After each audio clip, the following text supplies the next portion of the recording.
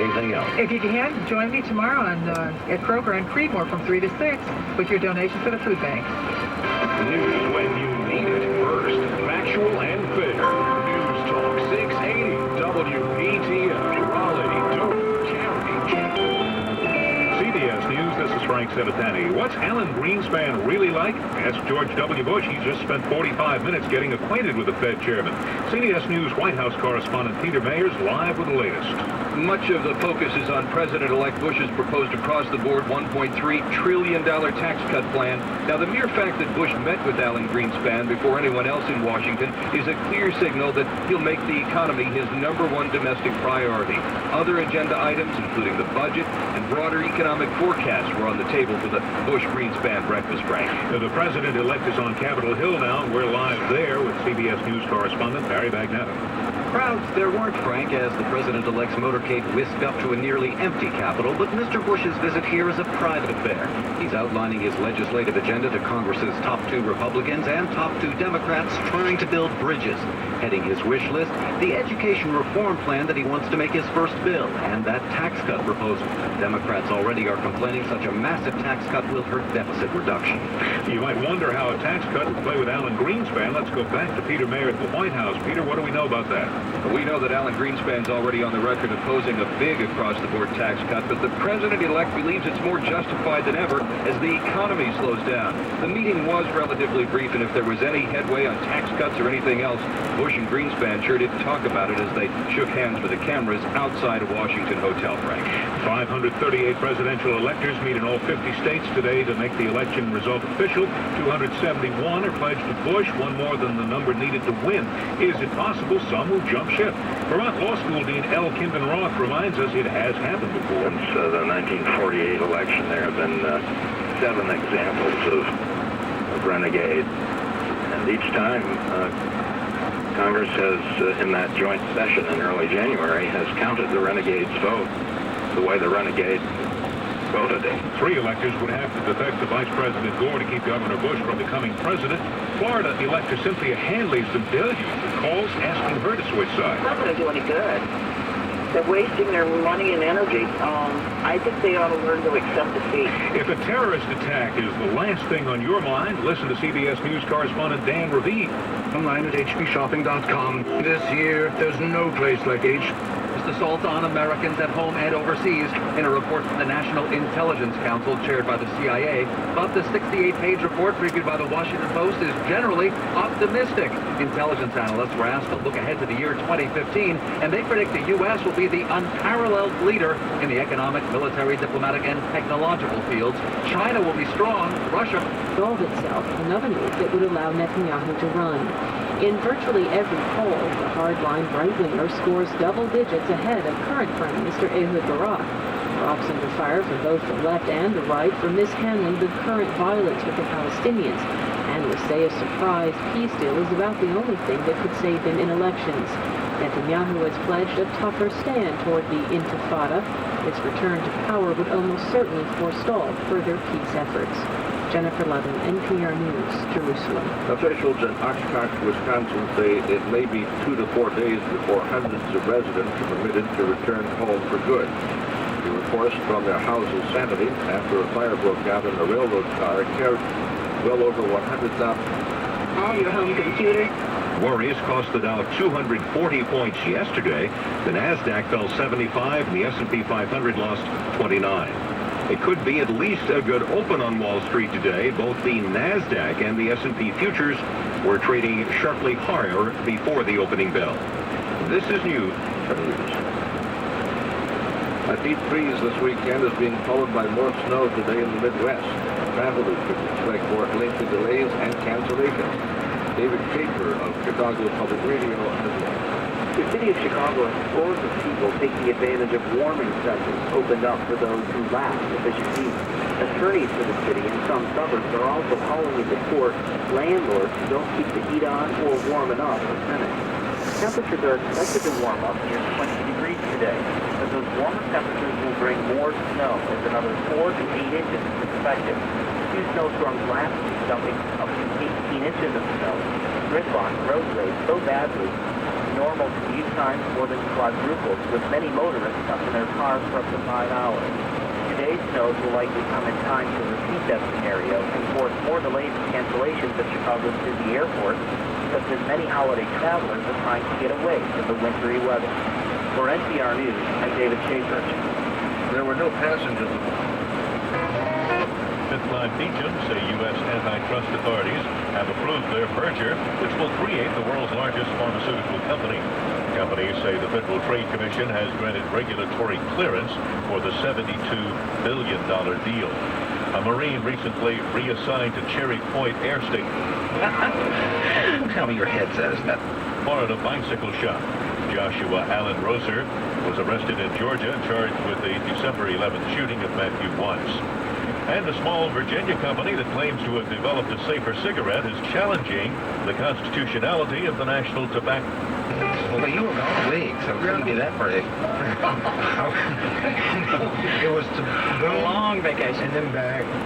Providing the WebLogic e-business platform, infrastructure software for the development and deployment of e-business applications. BEA.com. This is your NPR station, 91.5 WUNC. Support for this radio station comes from our listeners and from Womble Carlisle Sandwich and Rice, PLLC, combining the law with technology to help clients succeed in the new economy. Womble Carlisle, next generation business lawyers on the web at WCSR.com. Good morning, I'm Kevin Wolf, standing in for Patty Payne of Wakefield this morning. Terry Bradshaw, Larry Brown, Larry Zonka, Len Dawson, Richard Dent, this affluent, Desmond Howard, Chuck Howley, Harvey Martin, Jim Plunkett, Mark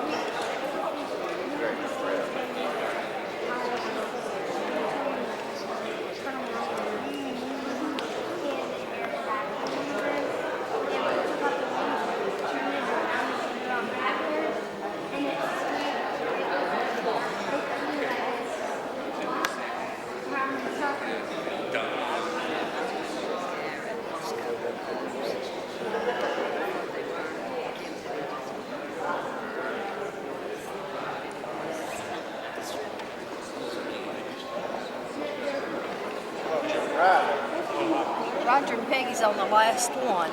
Okay. Oh, here they are. Where do you want to see? I need your pen. Does anybody not have a packet? Let me walk through the paperwork that's in here and some of the activities that we're going to be doing today. The very first thing you will find in your packet is on the Congress of the United States letterhead. It is your invitation. You have a special invitation to attend the inaugural ceremonies in Washington, D.C. You are indeed special guests for that event because it couldn't happen without what you're going to do here today. The letter itself explains about requesting your tickets and picking them up. I think the letter is self-explanatory and gives you a contact person in the event that you need further information. By the way, I should introduce myself. I'm Elaine Marshall, Secretary of State. I'm sorry I didn't do that. And we welcome you here. The second piece that you will find is compensation information. By law, you are entitled to compensation for your participation here today. That includes per diem in the sum of $44, plus travel expenses at the rate of 17 cents per mile both ways. You will find your compensation form attached to a little instruction sheet. We've written it out. You sign or put your name in as payee name, and then you put your address as payee address. You will need to provide your Social Security number. There is a statement on there where you will sign beside the X. On the bottom, please fill in your point of origin and your origination and your round-trip mileage. Mary Kelly is the young lady and Republican electors. There were two sets of electors provided to us by the Reform Party, because if you watch that, there was a debate as to who should be the candidate, who was the rightful party, and both of them sent slates of electors to us. We also received a slate of electors from the Libertarian Party, and we also received a slate of electors from the Socialist Party of North Carolina. But anyway, you all are the official ones, and this proclamation indicates that. The next item you will find in your packet is also of historical note, and it is the certification for you individually as an elector for the Republican Party that is on the official certification document of the Secretary of State's office. The next item that you will find is a little briefing on the provisions of the Constitution and the United States Code relating to your position as an elector. The program is there. We want to thank George Jeter from our Secretary of State's office for the very nice artwork on the program. And the final item that you will find in your packet is a copy of the oath that you will assent to. The oath of office will be administered by Chief Justice Henry Fry. That has been tradition for a number of years that the Chief Justice administers the oath. And he will administer the whole oath. All you will have to do is state your name in the beginning and then your affirmation with an I do at the end, rather than doing 3 or 4 words and you repeat 3 or 4 words and 3 or 4 words more. I swear in an awful lot of people, and that gets to be somewhat of a difficult task sometimes. So for this, all you will have to do is to give your assent to it and say, I do.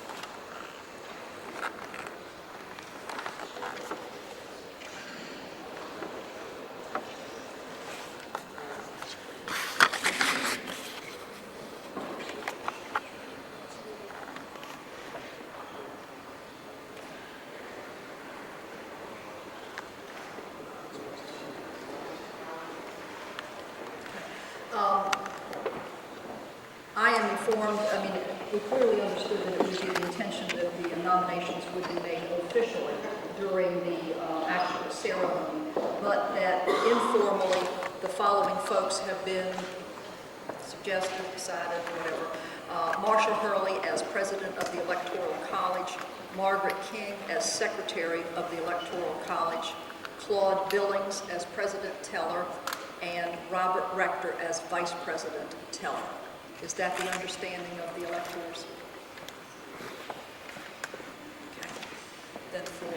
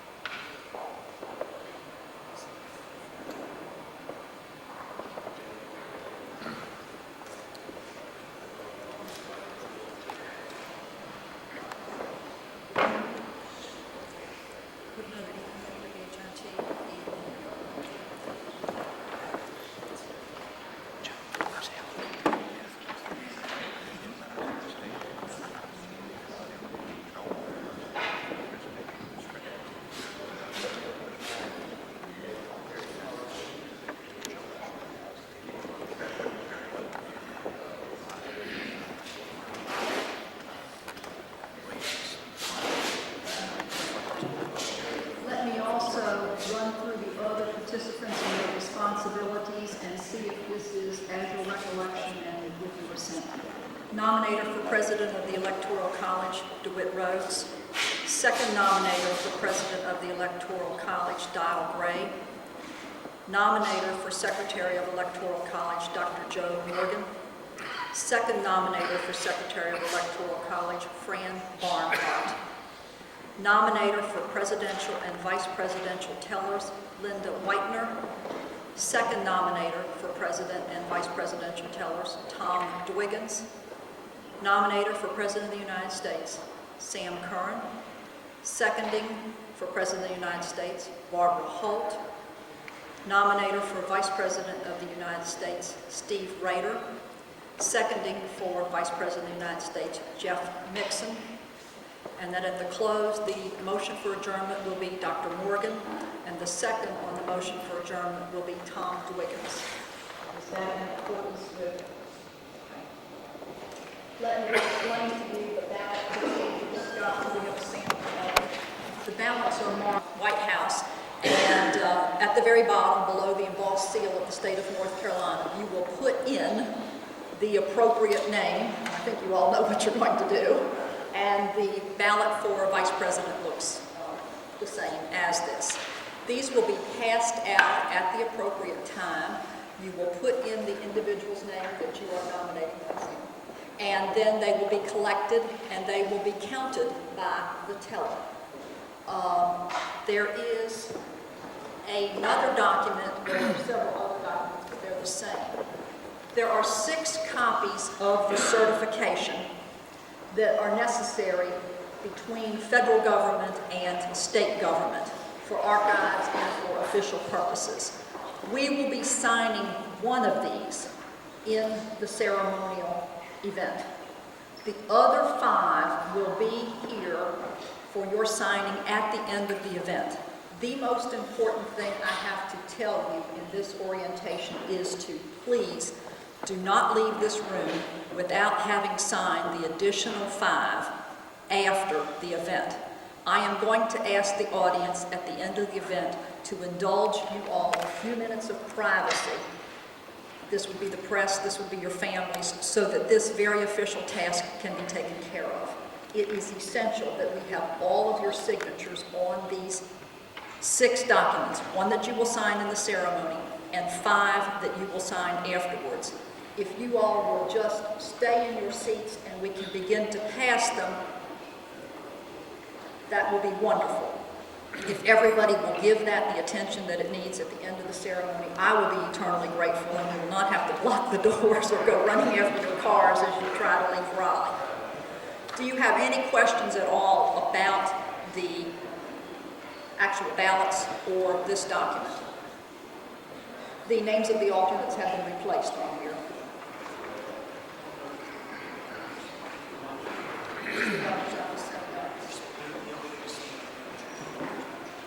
Okay, we will be fixing this to show the alternates. This was done before we realized that we were going to be needing to go into the alternates.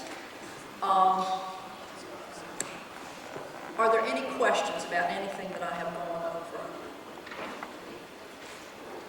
I think that you will find this a very memorable event. Some of you have been to others. You perhaps have been electors. We are going to be using some youth in connection with the opening ceremony. The Western Harnett High School Junior Army ROTC will be our color guard. They appear in historical uniform throughout the various eras of military service. They are a wonderful precision unit aside from being from the county. And then young people leading us in the pledge and the North Carolina toast will be the state 4-H officers and the district officer from this area that is the host here in Raleigh. These are outstanding young people, and you will learn them by name and the county that they're from. So, any questions at all? Thank you. Okay, Dave. We want to see this.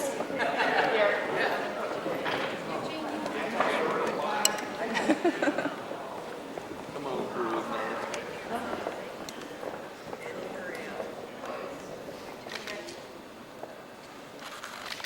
Thank you.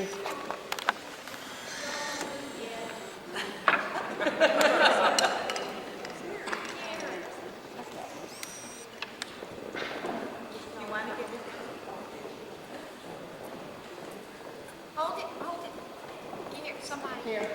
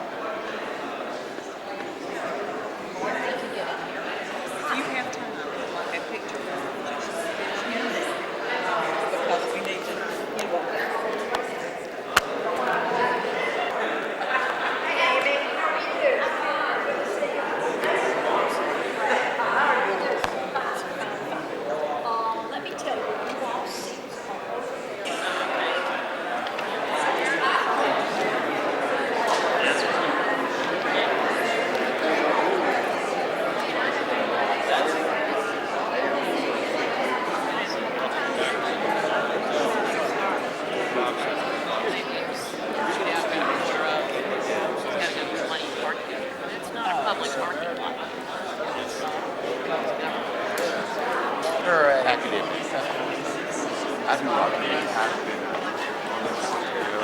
I've owned several property buildings. I've taught on the college of law, history, political science, etc. Come on. First time being an elected. Come on.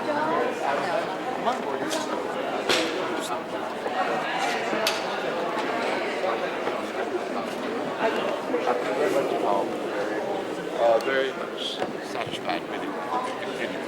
I think it's a buffer between the people and the little small state.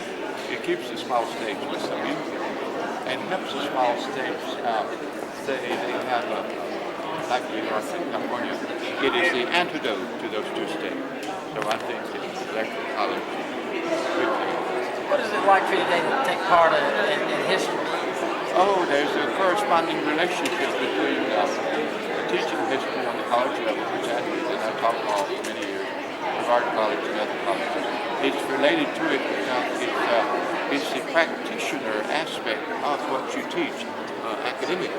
So there is a corresponding relationship between them. I always used to teach my students that someday you might do these things, but very few ever said or ever thought that they would be involved in. So I urge some of them to activism, and the one who took part in it. I think that's good. No chance you'll be faithless to them. Oh, absolutely not. I've been asked from the Times of London if I would be swayed in my vote. However, I have no plans to accept that. And I wouldn't if they proffered me, because I didn't say offer, I said profit, that's a legal term. If they proffered me several $1 million, I would still be true to my commitment and to the law of North Carolina, which is that you must vote for the candidate who is the nominee for your party. Thank you, sir. Joe Moore. Dr. Joe? I've been interviewed a lot of people and so forth, including WLOS. Right. I wanted to tell him, Linda White from Hickory lives in the delegate now. Y'all covered Hickory area. Yeah. But she is no longer an alternate. She is the delegate. Two of the alternates couldn't be here. So you might want to catch her if you get a minute there. Thank you. Because I watch you all the time.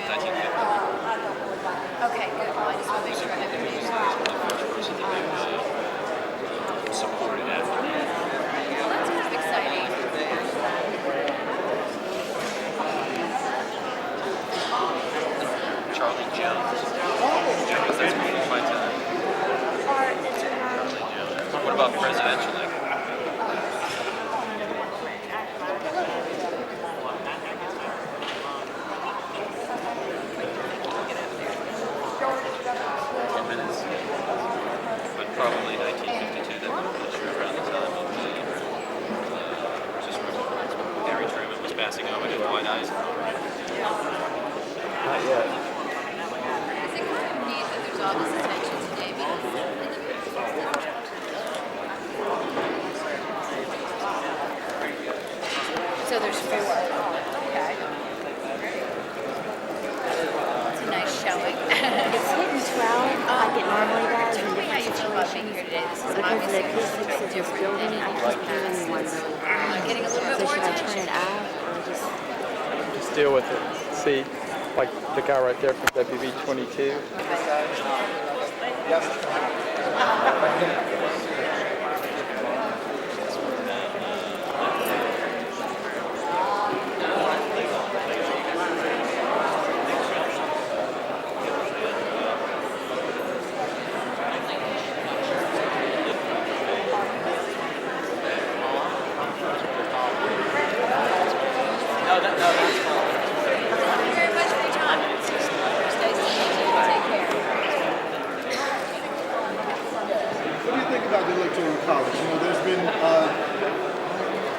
dialogue in the past month we had about whether we should do away with the electoral college, whether we should continue the popular vote?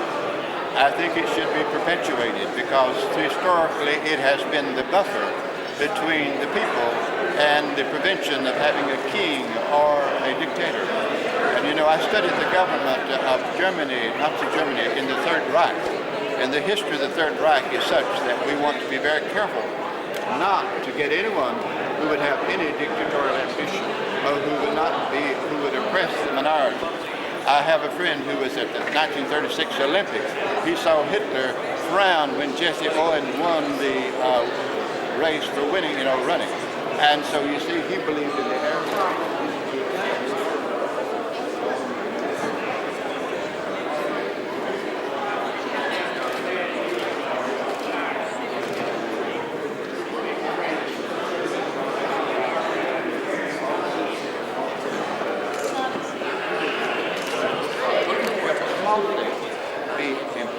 Rather than just fix it. We don't want this to be California. Is this a history-making day? Oh, it's most historic. How do you feel being elected? Ecstatic. I've been asked to vote for Gore, but nothing to do for voting for Bush. I've known the Bushes. I was at the National Convention in 92, but met him in Omaha. Then I knew George Bush Sr. a long time ago when he came to Nashville in 1974. He was a young fellow, he was just swinging his hands to it. So it tickles me, and I am humbled that I think democracy will be perpetuated in Florida. It will be just a footnote to history. Now, after the day is over, what do you hope people leave here? I hope that they will leave here and realize the importance of electing their president in a democratic fashion and where every vote counts, and where participation on the part of the public and the general public is always requested and needed and wanted. You have a good day. Same to you. Yeah. Same to you. And it's as if I've seen you.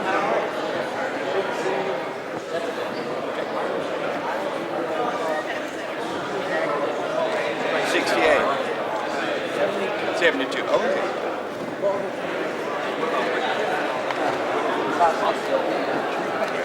You got it down now. Oh yeah, he was, except that little water down.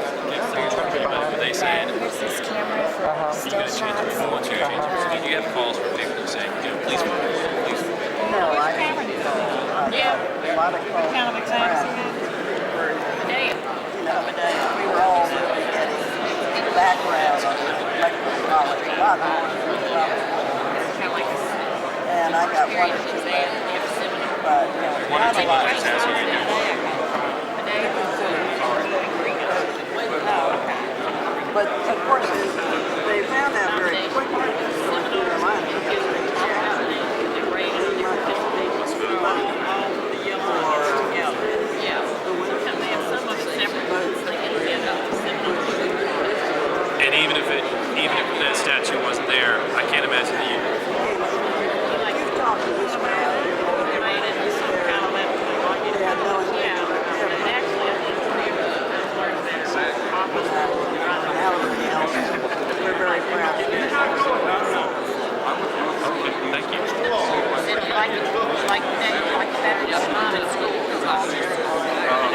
don't like any of it better than any other line. It's just so funny.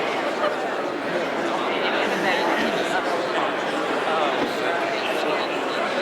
Never liked it. I never have. I never will. Think you like college? That is a mess.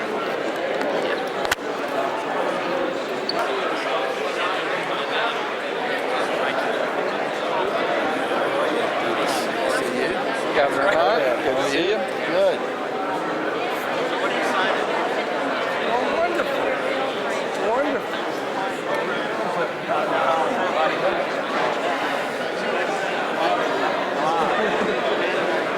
Oh, autographs.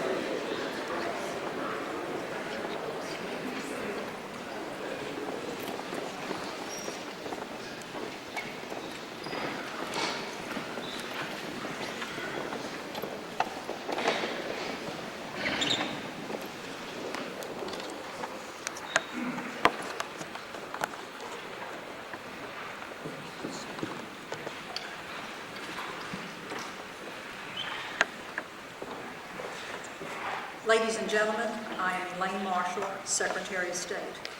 Welcome everyone to the 53rd meeting of the North Carolina Electoral College. This is a very exciting and historic day in North Carolina and throughout America. Greetings to those of us joining us by audio and visual hookup across the hall in the historic Senate chamber, as well as everyone watching and listening over the airwaves.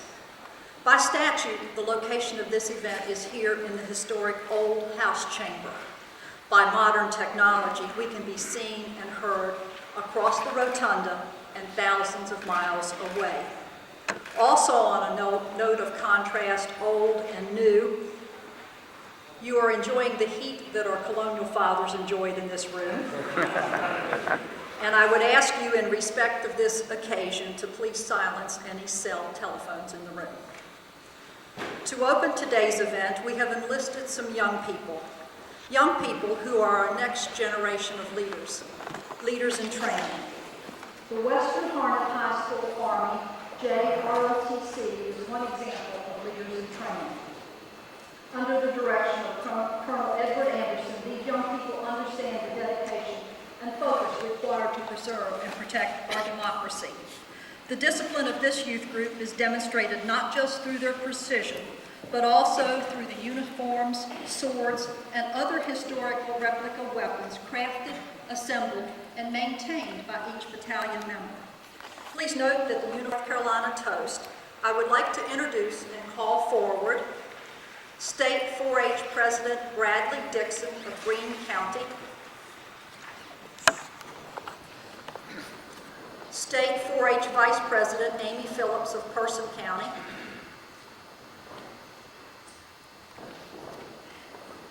State 4-H Secretary Hannah Reynolds of Cabarrus County,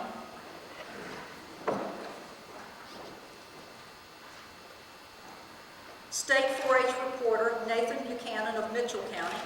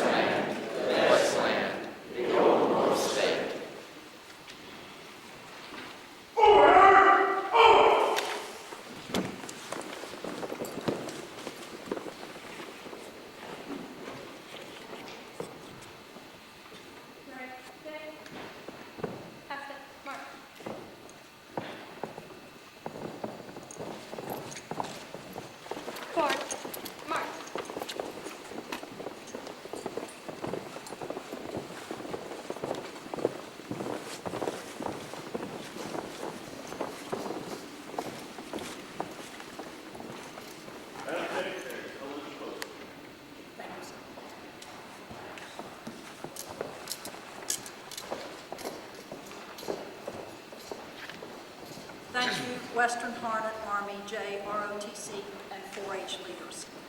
I would now like to introduce to you Reverend Michael D. Fries, chaplain of the North Carolina House of Representatives, to give us our invocation.